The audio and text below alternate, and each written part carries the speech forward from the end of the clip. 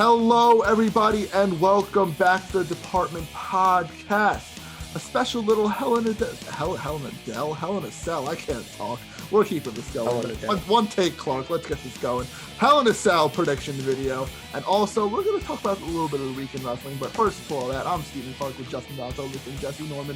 Fellas, before we get into that wide, wacky world of wrestling, how you doing on this nice little lovely Saturday night?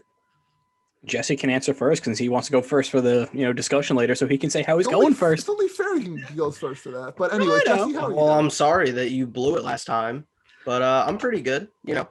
Nice. Can't complain too much. Back home, I see. That's about it. Back home. At the old parents' homestead, Casa de Norman with his horses. I had to go to my nephew's football game. What position is he? He plays defensive end and right tackle. Okay. Following in the footsteps of you. Truly. Yeah. Did they win? Also, Jesse, didn't you play football too? They tied. I did for a couple years, yeah. Damn. Oh, nice. They tied, yeah. I didn't like that either. I thought they should have went to overtime, Also, but following the footsteps of Uncle Jesse. Also, there was a terrible, terrible call where they jumped off sides and they called it a false start. Absolutely terrible. What age range is this? So he's supposed to be in taxi, which is the lowest because he's like 7. But because they don't have a taxi team, they moved him up to Pee-wee.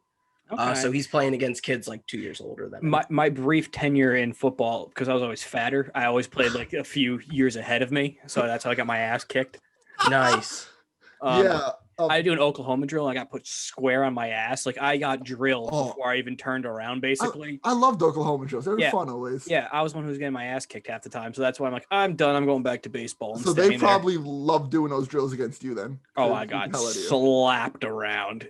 Yeah. I would get slapped around by current NFL player Minka Fitzpatrick, but that's a story for another day. Yeah, the kid who smacked the shit out of me ended up going to play like Nebraska as like a D end. So it's just a man among. Justin, how are you doing? I'm chilling. I'm having fun. Another week of work, broadcasting some high school sports, enjoying it. Living the life.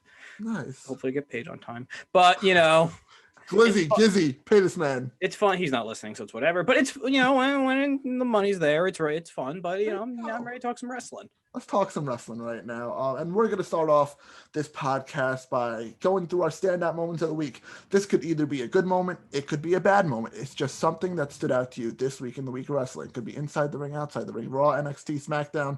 I guess AEW. I don't know. I don't watch AEW. But last time we did this, we started with Justin. So we're going to go to the other one that's here with us, and that's Jesse Norman. So Jesse Norman, the other one, thank you. The other one, yeah, you're the other one. Jesse Norman, what is your standout moment of the week? Oh, it's got to be Pat McAfee coming back. Yes. Oh, that was beautiful.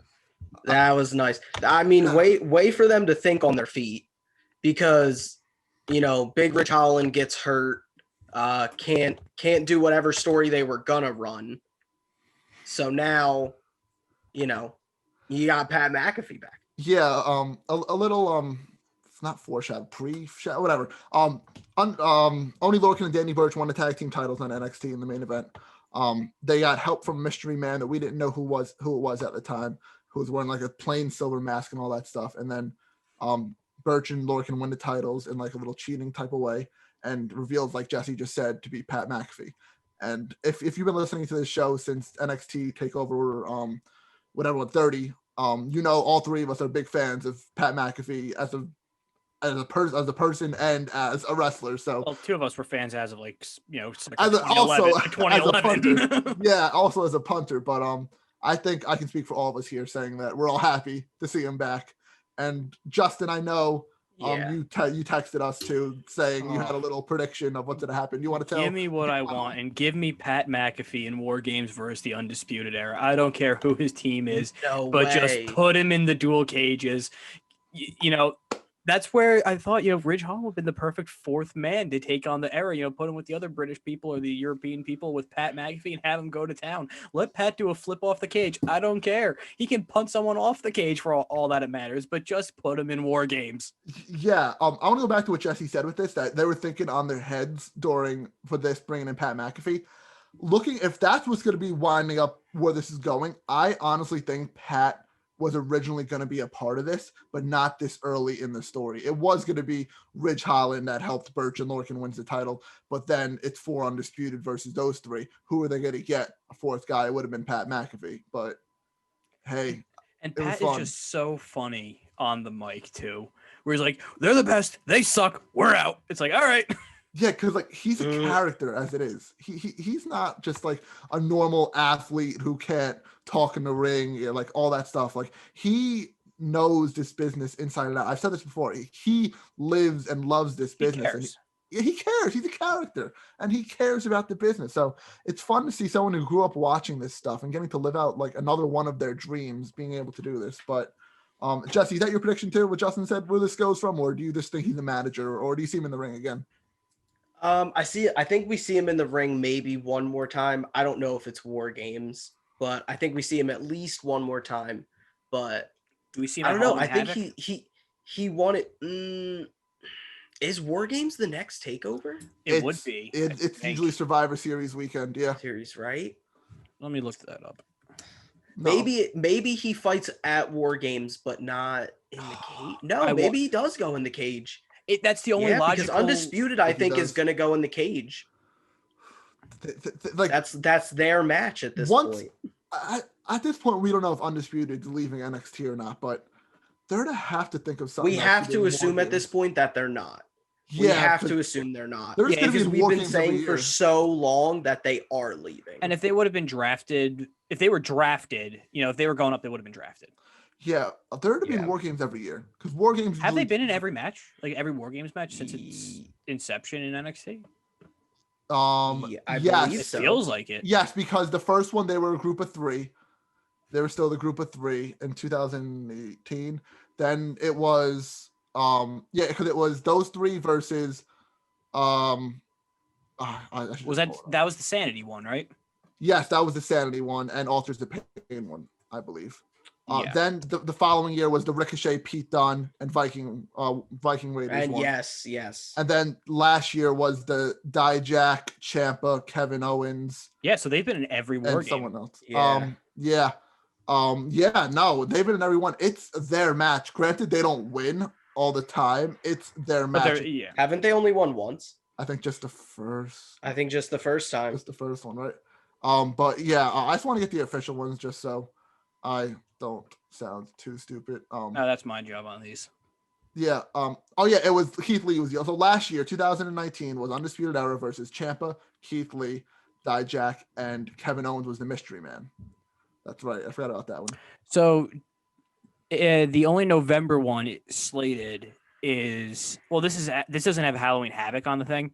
Mm-hmm. The one I'm looking at on CBS Sports. I don't know when this was written or effective of, but the next one will be Takeover TBA December 6th would be the next takeover. They still could make it War Games if they wanted to. They're not going to do in Survivor Series weekend, huh? Well, no, November 22nd is Survivor Series, so let's look at the old calendar here. If we're being honest, like it doesn't. It would be 2 weeks past it.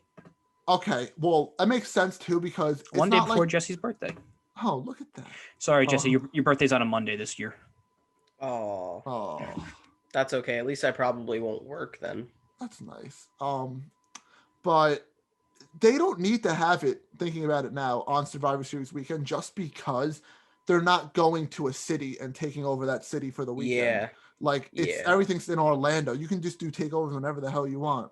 So they might shift it around. And that's kind of what they're doing, with Halloween Havoc, where that it's a special, TV version of it, not a takeover, but they can just call it and name it whenever they really want. They don't need to book any other buildings. Speaking of Halloween Havoc, really quickly, let's just predict the 2 matches that are on that card for right now. There's 2 title matches that I have right now. Okay. Candice LeRae and Io Shirai. We don't know the stipulations yet. Spin the wheel. Spinning the wheel, baby. But Io versus Candice. Does Io lose the title? No, right? No, I don't think so. No, and also Priest and Gargano. Does Priest lose his title? I don't think so. No. I don't think so either, right? Okay, that was quick. Just want to get that out of the way so we can get through that. All right, that was a great moment, Jesse. I'm going to switch over to the other one now. The other one, Justin. Thanks. What do you got?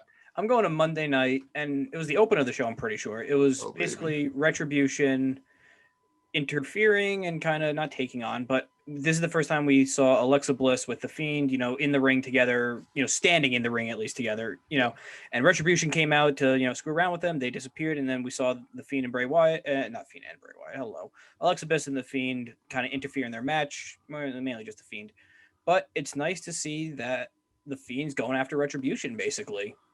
And that's his next target. It seemed at first the Retribution was going after the Fiend, but now it's vice versa. The hunter has become the hunted, basically. Yeah, it's finally Ali is finally making Retribution legit. Having a guy at the front of the group is really making this group pop, because I know especially Jesse started it, but all of us were getting off the train of Retribution when they just kept doing the same thing without revealing anybody. Then they revealed these cartoonish names they had, and I know we all weren't a fan of them.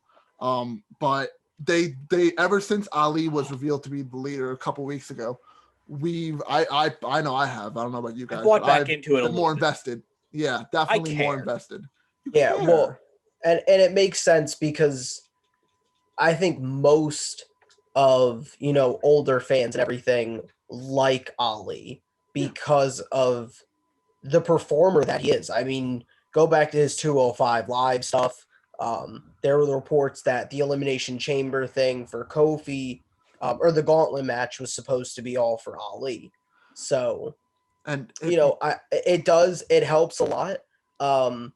And while I really like the Fiend Retribution stuff, I don't know who I want to come out on top. I would say Retribution, but at this point, it feels like the Fiend has kind of already taken too many hits. Well, the problem is no matter what comes out on top, because the Retribution lost a 8-man tag already to the Hurt Business on Raw. They're already sort of pushing them under the carpet a little bit. They're just there. They're not even protecting them on TV, and I'm not trying to discredit the Hurt Business or kind of knock them off, make them seem like they're not, legit, but it's you can't beat them either. Really, you'd think that would be a good team, a good group to get a win over. Thing. Yeah, but it's also isn't Hurt Business bad guys? And we were also supposed to be taught Retribution was bad guys. But then they came out. Then Hurt Business came out kind of to defend Raw, as the last stand type of thing. Weird. A lot of question marks. Yeah, they need a belt though. Someone in that group. Ali needs to win he needs to win the US title. That'd be cool. But back to the Ali being the whole. Oh no, that'll tank it.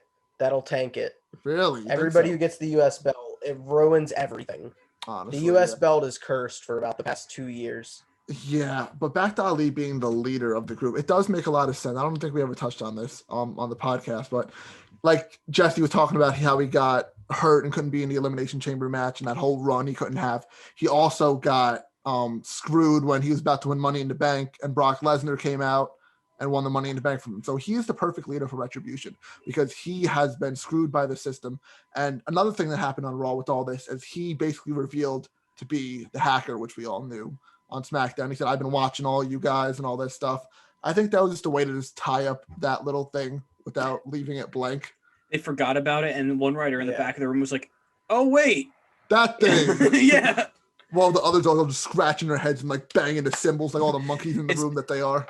It's like when they're just writing down the movies they're bringing to the next sleepover. It's like when you go out and you're like, oh, yeah, I was supposed to do that. It was it was whoever that writer was, okay. One thing that I thought would have been cool, and maybe they could do this, is since they have the Vince McMahon puppet for Firefly Funhouse, they should do it where in the Funhouse, Vince is asking Bray to help him take out Retribution, and then Bray's oh, I know a person who can help you, but he's going to want a title shot. So then that way you could do the Fiend versus Retribution, and then even if the Fiend loses or whatever, he still did his part, and that's how he could get his title shot. And that kind of explains why he wouldn't go right to the top of the card immediately. Yeah, no. But I think that'd be cool since they already have the McMahon puppet. I love that. It works. McMahon puppet is so funny on TV. I just want to love know. it. I just want to see Whoever Vince's face when it airs, like on television, like each and every week. Whoever, like, Vince isn't doing the voice for it, right? Like, no, but it's whoever writes that stuff. I think it's It's Bray Bray. It doing has to like be a Bray. Vince. I think it's Bray Impression. doing like a Vince voice. But whoever writes that, like the script for it, must get like the blessing from Vince. Like There Vince has to be buddy. Like they sleep next to each other after sleep over that person. Like it's that guy. Like he has to get the blessing the to be able to shit talk Vince, basically, and like Vince has to sign off on like he knows these are glaring issues that he does, because they wouldn't put it on TV otherwise. No, it's funny and it's good, and the fact that Vince can make a joke about himself, accept a joke about himself too, is funny too. But back to the Funhouse and all that stuff really quickly. We also saw for the first time in the Funhouse Alexa Bliss. She came through the door. She's with him, and she's the happy personality, all cheerful and pun intended bliss. But she's in the Funhouse now too, and she has the same alter ego stuff that Bray has too. So it's official now. It's really official. We thought we were gonna get her last time. They were introducing a new character to the Funhouse, and we just got the Paul Heyman fat walrus looking thing. So it's nice that it's actually her, not a puppet, though.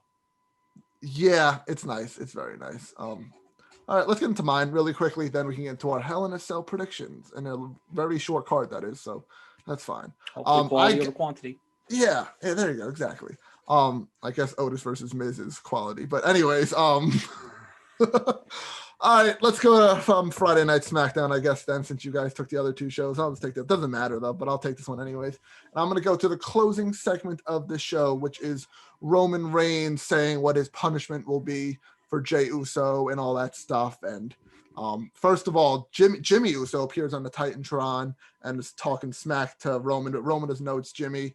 Jimmy says, turn around. Jay's there attacking him from behind. So that happens. We think the show's over with just Jay attacking Roman and leaving. But no, as the Usos start to leave, Roman grabs a mic and is just like, if you beat me, I don't deserve to be at the head of the table. But if I beat you or something, you have to leave the family now. He wants them out of the family at this point. Fuck, if I had to just lose a match and I have to go to any more family gatherings, sign me up. Yeah, well, in the words of what it's basically if he doesn't admit to him being like the leader of the family, he's kicked out. Is kind of like the crux of it. I kind of mixed it up a little bit. It's if Jey Uso, it's an I quit Hell in a Cell. First of all, if he quits, then he kind of has to join Roman. I almost understood. And if he doesn't follow suit, he gets kicked out. And if he doesn't follow suit, then him, his brother, kids, wives, anybody on that side of the family is kicked out. So they're making this a little personal now. I like that it's an I quit match too. That's insane. Like it's a stipulation within a stipulation. Because I know it's like the Extreme Elimination Chamber, but better. I brought this up last year too, of that Seth Rollins Fiend Hell in a Cell match, how it ended in a disqualification. And this match right here almost had a potential to end in a disqualification just because we saw the mauling that Roman gave Jey Uso last month. But now that it's an I quit, someone has to quit in order for the match to end. So it just adds so much intrigue to this, and it raises the bar, and it makes Jey Uso feel like a main eventer, which I never thought I'd say in 2020. But Jey Uso is a legit main eventer. I mean, that's what they've been doing well in the quarantine era too, is making people who you didn't think would be main eventers. The saying is, make chicken salad out of chicken shit, basically, and that's the hand they were dealt, and that's what they have to do. Beautiful poetry, Justin. Absolutely. Get that on a t-shirt. That's our first merch shirt right there. But no, I'm a fan. I guess I'm assuming you guys are. If you're not, please let me know now. I've been saying, give me the bloodline faction. I think this is the first step to that. Me too. I really do too. Yeah. That was cool. There's very cool moments all throughout the week. Each of them were they're all positive moments, no negative moments this week. So it was actually a surprisingly good week. The season all premiere, 3 shows. Yeah, the season premiere. I mean, good. It was the go home. Yeah. Season premiere also go home. Yeah. But yeah, it was good for majority part of the week. So let's start getting into these predictions. We're probably gonna have to take a quick break during the predictions. Maybe if we have to, we'll see how we shall see. Goes. No, right. There's not a lot of matches, right? No, there's like 5. Five. We should be able to bang it out within whatever amount of time we have left. Don't know. But the match, let's start. Hell in a Cell. Jesus Christ, my tongue and mouth don't want to work. No. Hell in a Cell predictions. Let's get it going. The match I just talked about, Universal Champion Roman Reigns versus Jey Uso in an I Quit Hell in a Cell match. Let's start with Justin, because I started Jesse the other thing. Justin, who is your winner? It's easily going to be Roman Reigns. Now, the part that's the intriguing part is, will Jimmy Uso and Jey, will they follow suit and join Roman? That's kind of the more part that is up in the air. I guess we can predict that too now. Will they join Roman by the end of the night? Now, also at the same time. Yes. Yeah. Ooh. Yeah, I think they will, honestly. Wow. By the end of Sunday night, you think the bloodline is as one? I don't know if by Sunday night, but definitely by the end of Friday. SmackDown. I could see Roman kicking the Yes. shit out of one of them and the other saying, just join, just stop. I see that type of scenario. That's similar to what happened. Yeah, similar to what happened when Jimmy came out and was going to throw in the towel. And was like, just stop. Yeah, Jesse, who you got in this match?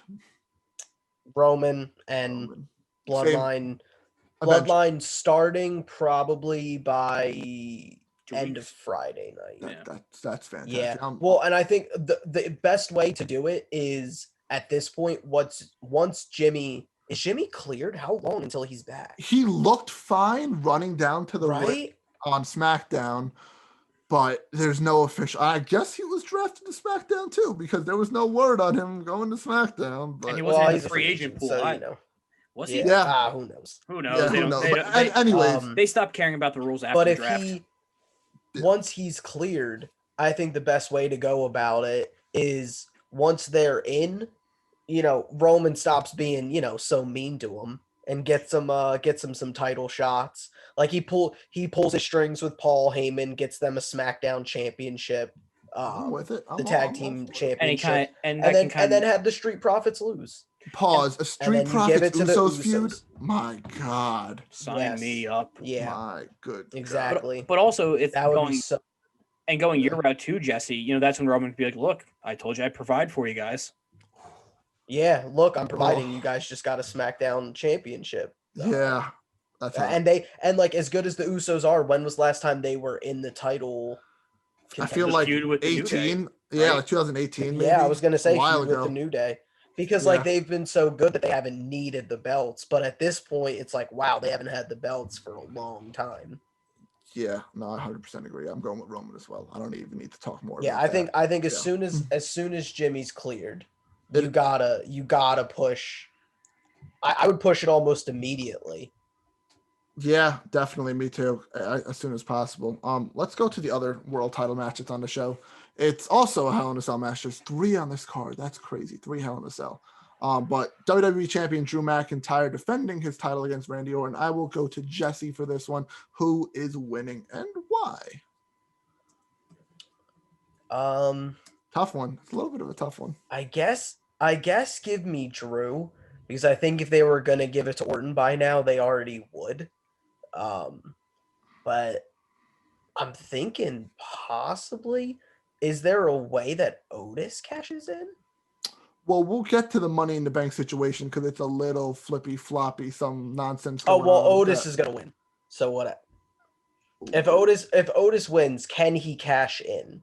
Because I know he was drafted to SmackDown. Isn't the contract? But the Money in the Bank contract is it locked? Could to a still show be now? Whichever. Yeah, I don't think. I don't think it should. I don't think it's locked. Well, my thought process is if he goes and does it, if they're really hell-bent on keeping Drew and Randy feuding, they can have whoever wins lose to Otis, and then Otis says he cashed in to be with Mandy on Raw. Okay. So you're saying Otis walks out the WWE champion then? I would love to see it, but no, I think it'll be Drew. Drew, Justin, I'll go to you before I go to myself. If Orton was going to win the belt by now, they would have already done it. And this kind of makes me think that they're going to have Drew hold the belt past Survivor Series, maybe even into Rumble at this rate. So I'm going Drew. Yeah, I agree with both your points that we know the rumored feud was Orton and Edge eventually for the title, but I don't know, maybe plans have changed. Maybe Edge isn't recouping as quickly because this feud is just dragged on, and I don't want to see it drag on more with Orton winning the title. And because here's the thing, Hell in a Cell should be the ultimate blow-off. If it wasn't, a locked show within its own thing every October, right? A Hell in a Cell match should be the end of every feud. And if Orton walks out of the cell with the belt, contractually, Drew should get another shot and they continue the feud then at that point. But if Drew wins, they could naturally finally end it.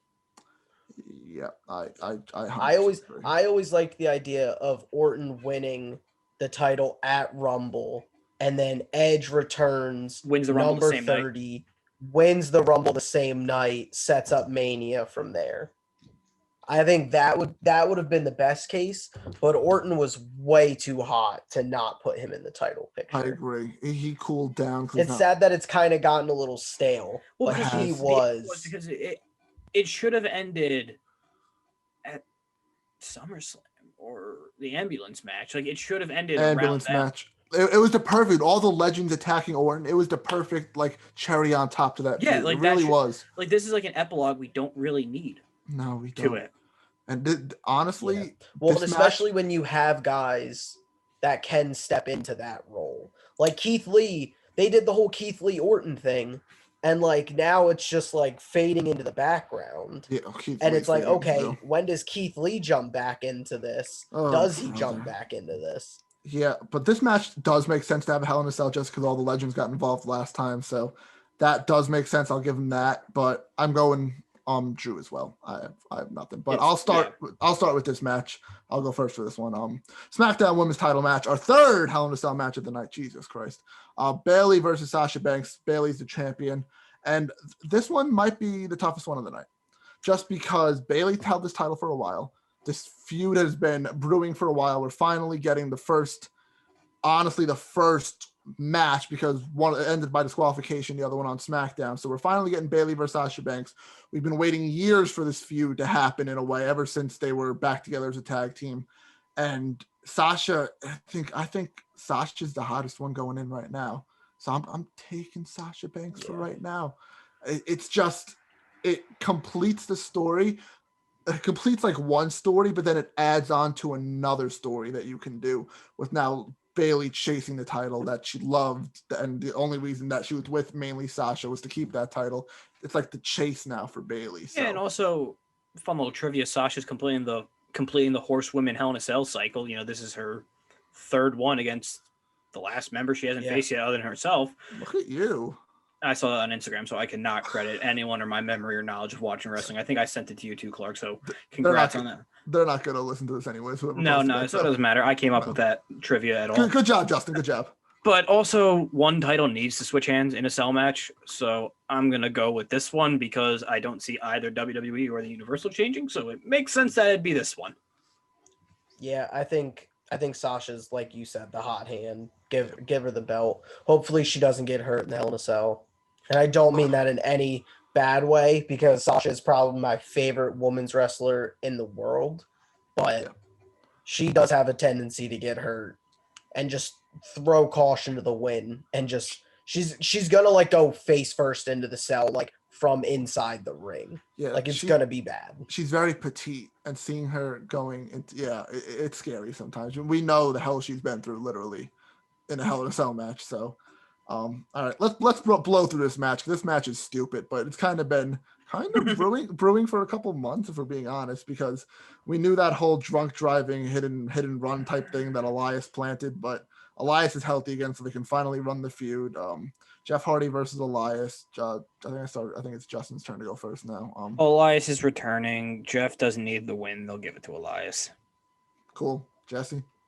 Elias cheats and wins. I'm going Elias too. It's just actually if you saw Raw, Elias had a concert. Does he have an album coming out? Yeah, his second album now. Good for him. You got it, Clark? Yeah, I'll download it on Apple Music. It's my new gym playlist probably. Is it on Apple Music? Probably. I think Is he even real? Yeah, they put his first one on Apple Music. No. Yeah. Look at him, big money moves, but he has some vocal cords there, not bad. Found it. There you go. Listen to that while you go for a nice little walk in Bloomfield. It was an EP. It's only 4 songs. Well, you expect to write a whole album in a Let me couple know what months? your EP I want to see comes you out, write Justin. 4 songs, Justin. Okay. Yeah. Okay. But anyways, yeah, sure, Elias is coming back, whatever. Last match that I've had as of Saturday, October 24th. That means they'll announce like 3 with no build Sunday Exactly. morning. Like I just said, it's Saturday, October 24th at 10:04 p.m. This is the last match I have that's on WWE.com, and it's Otis versus The Miz. The winner gets the Money in the Bank contract. There was a stupid court thing on Raw where The Miz bribed Judge JBL in order to get this match. Stupid stuff. I'm not a fan. I think it's honestly dumb, but you guys could think differently. Jesse, I'll go to you. Who's winning this? Otis. Yeah. Yeah, Who cares? Like about the Miz at this point. Right. It's if they wanted to put the briefcase on anyone else but Otis, why put it on Otis to begin with anyway? They might have him just do a comedy cash in. I don't see him ever winning the title with a cash in. It just doesn't make sense. So he's obviously he's going to be one of the few that have cashed in and failed. But if they were going to have someone else win it to cash in and win the title, why go through this whole rigmarole just to take it off him anyway? It's stupid. It's dumb. Why have them win in the first place? So I'm sticking with Otis retaining the briefcase. Yeah, they fooled me last time they did this. It was Strowman versus Owens at SummerSlam, and Strowman was Money in the Bank, and they had a match for the title. Oh my God, you were so convinced. I was You were so convinced Owens was walking out that night as Money in the Bank. Like, why would they be having this And match? then he got destroyed. Mauled. Oh my God. It looked like the Dolphins and the Jets. It wasn't even a competition. No, like I thought I was saying in my head, they're having this match for a reason. They have but no, I guess not. I'm not getting fooled this time. I'm going Otis. I really am.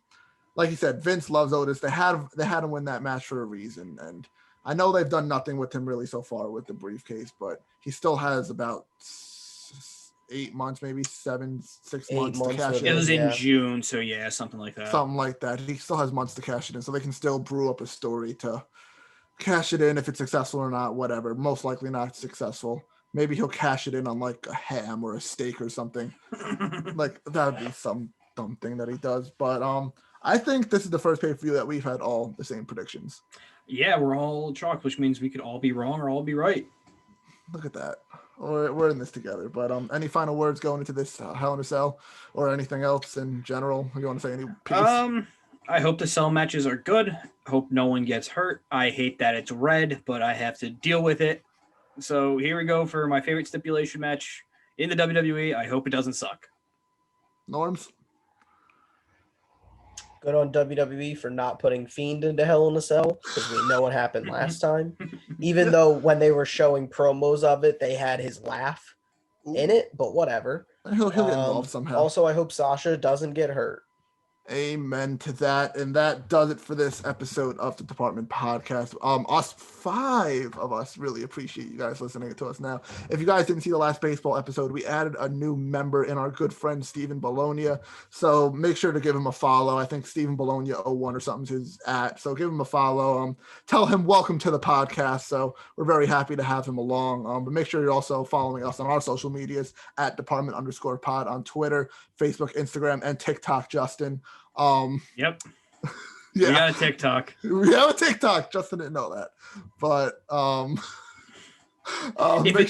only use Twitter and Instagram. If I don't see it on anything else other than those 2 things, it doesn't exist in my bubble. The life of Justin Valentovic. I almost said my other friend Justin's last name, but that's not you. Also, make sure that you're subscribed on YouTube, Apple Podcasts, and Spotify so you never miss an episode. Leave a comment, leave a 5-star review. Let us know your favorite part of the show. We love interacting with you guys. We have plenty of stuff planned coming up, especially a football one. We have a new episode brewing up and something we've never done, so I'm going to a little tease like that. I'm not going to tell you guys what it is yet, but we have something planned there.